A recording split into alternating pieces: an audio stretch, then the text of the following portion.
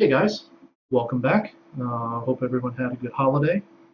Um, Trying to get back into the swing of things here.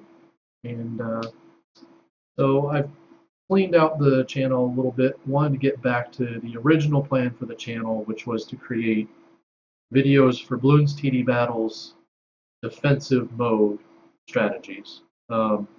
Specifically defensive mode because there's really plenty of other great content, great strategies out there, other good YouTubers out there making videos for all of the battle arenas and assault mode. So don't really need another person out there making more videos for that. And it's not really the part of the game that I like the most. I like the defensive mode. It's a different mentality. It's you against the machine trying to outlast someone. Um, I like that version more better. I wish they had a little bit more focus on it, but obviously the battle arenas and assault mode is a lot more popular.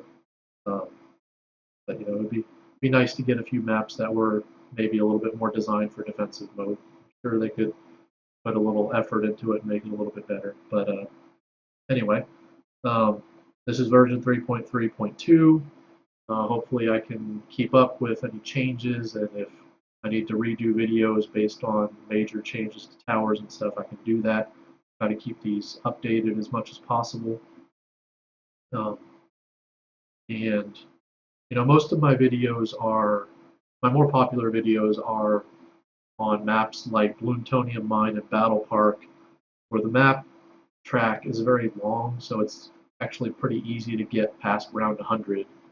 And it certainly makes an interesting video being able to show how far you can get in the game. But I want to start making strategies for all of the maps and all of the different sizes, and the you need a strategy for everything. Like you want to be able to play any map and be confident that you have a good enough strategy to compete with someone. And oftentimes you enter a map and you're like, I can only skip once, and I have to play Temple because I can't skip it. This is a battle park, so like I want to give you more confidence in any map you play. Um, but this first one back that I want to do is probably the most skipped map in the game. I'm going to do indoor pools. Um, as far as comparing this to all of my other videos, this is going to seem extremely short. The strategy I'm going to show you here gets you to round 20. And I know that doesn't seem very high, but on this map, it actually, I think, is going to win you most of your games. I have not run into someone that can get past 18, so I haven't been beaten since I've been using this strategy. Um, it's hard to pass round 16, so this is going to get you a lot of wins. You basically play against three people in this game. You play against the first type of person skips the map. That's 95% of the people out there. They know the map. They don't want to play it because it seems like a coin flip as to who's going to win. And I want to make it so that you're forcing your opponent to be the one to skip the map, that you feel confident enough to play the map, and so you get the choice. If they decide to skip it, you get the choice of the next map. Like if you don't like uh, um, Pumpkin Patch, then you get to skip it. You get the choice to skip the next map. But you feel confident enough in indoor pools that you're going to win, and it's actually a quick game. So stop skipping it. Like you'll be able to beat people. And second type of person is the person that has no idea how hard the map is, and if you can get to round 10, you'll win. Because if you don't have a plan for this map, you are not going to get far. It you will struggle very quickly. You'll if you don't do anything except throw tax down, you're going to be dead in 2 minutes. Like, you need to have a very good strategy, a quick strategy, but very efficient. Even if you just start placing towers down, I think if you don't ever do income boosts, I think you can only get to around maybe 12. Like, with the cheapest towers, like, you need to have an efficient way to get far in this map. The third type of person you're going to play against is someone that does have a plan. But from my experience, most people die by 16. The people that can pass 16 die at 18. That has been my experience so far. I have not run into anyone that has gotten past 18 when I play against them live. So you should win all of your games. If you run into someone that can beat you, please save the video and send it to me. I'd be more than happy to give credit if someone gives me a better strategy, and we can do the we can make a video, and I'll have you on the other side. We'll make a video together and post it if you guys come up with something good. More than happy to do that if someone comes up with a good strategy and can effectively describe it to me so that I can make it work. So anyway, we'll go ahead and get started here. We're going to do practice mode, obviously. Defensive mode, and I want to do it in practice mode so I don't have to find someone that's able to get to round 20 with me. And we're going to do 3 towers. 2 reasons. First reason, I want to give you a strategy that you can always use. There's no guarantee on a 4th tower's going to be the one you want, so I want to give you a strategy that you'll be able to do every single time. And the second reason is I don't believe you'll ever use a 4th tower on this map. I effectively die right after I'm trying to build my 3rd tower. The 3rd tower gets me past 19, but it still doesn't get me past 20. You're just not going to have money to get a 4th tower down unless someone has a much better strategy than me. If I'm just going about this all wrong, that could be, but until someone shows me, this is what I believe to be the best way to go about this map. So we are going to use the engineer, the ninja, and the wizard. Get going. All right, and the first thing we are going to do is place 10 tacks at the top, right below your name on the inside, just on the top. Not going to worry about the bottom track right now.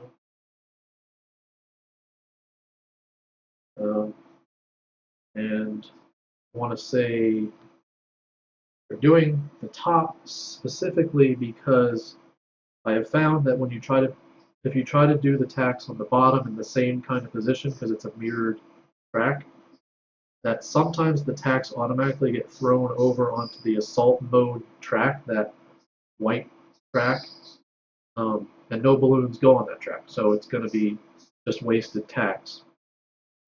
So that's why I've been doing the top. I haven't had that issue come up when I do it at the top, so that's what I've been doing. And the next thing you do is get a $1,000 income boost. I did that at 42 seconds. And now we will get our first tower, which is an engineer. Place it right there.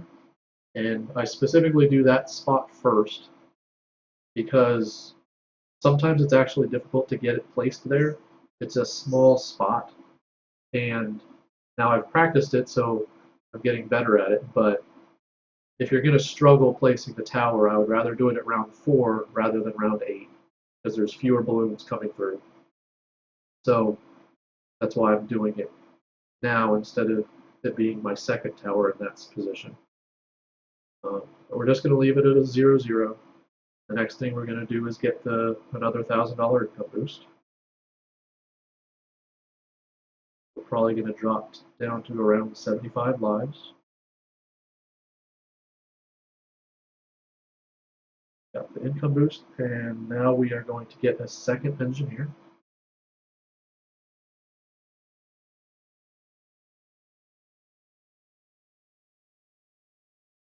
Basically in the mirrored position, bottom. And now I upgrade the right one to a 1-0. I don't think it matters, but the reason I do the right side one is because I still have tax up at the top, and if there's a potential that one of the sentry guns will be deployed at the bottom to get some of the ones on the right side late, I would rather it be on that side.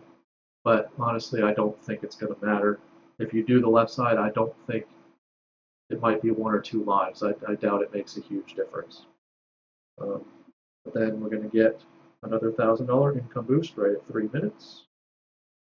And now we'll make the other engineer a 1-0.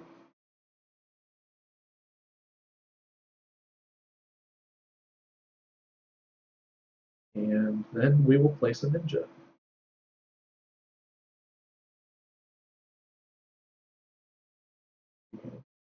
We're going to put the ninja directly below the first engineer. We're going to upgrade it to a 2-2, or no, sorry, a 2-0.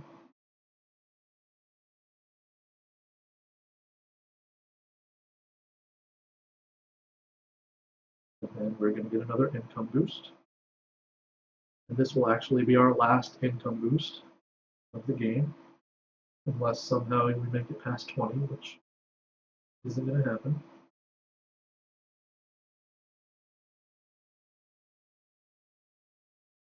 Then we will upgrade the ninja to a 3-1. I like to do the left side first. The seeking isn't really important until the second round of camos. You don't need it until then. You'll see at that point you do need it, but there's no urgent need for it before that. Once we get that, we'll put a third engineer down. That spot. Get a 1-1. Yeah, we're going to make it a 1-1. We're going to make all of the engineers now 1-1s.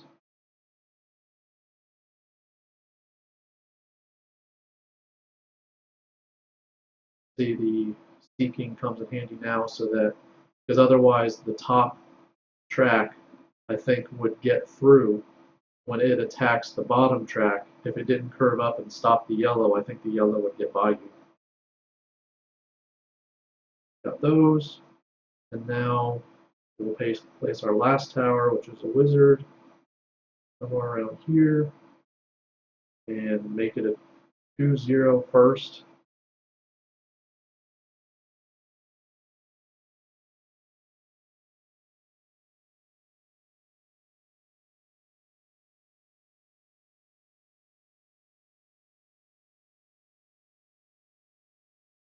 Be done before the leads get here,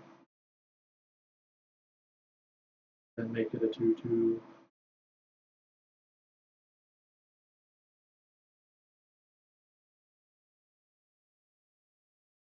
At this point, I don't know how to get further from this point on, so I'm going to upgrade these to 2-1s, but I don't think we're going to get past 20.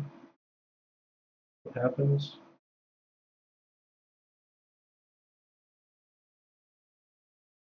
Yeah. So that's as far as I have been able to get. Again, if you guys come up with a better strategy, if you've done something, have a better layout or loadout with the towers, better placement, let me know. Describe it to me. If I think, leave it in the comments if I think you're idea has merit, he'll try to contact you and maybe discuss it further, and work with someone to try to come up with a better strategy if someone has one. But anyway, please leave a like, comment, subscribe. Hope I helped you out, and see you next time. Thank you.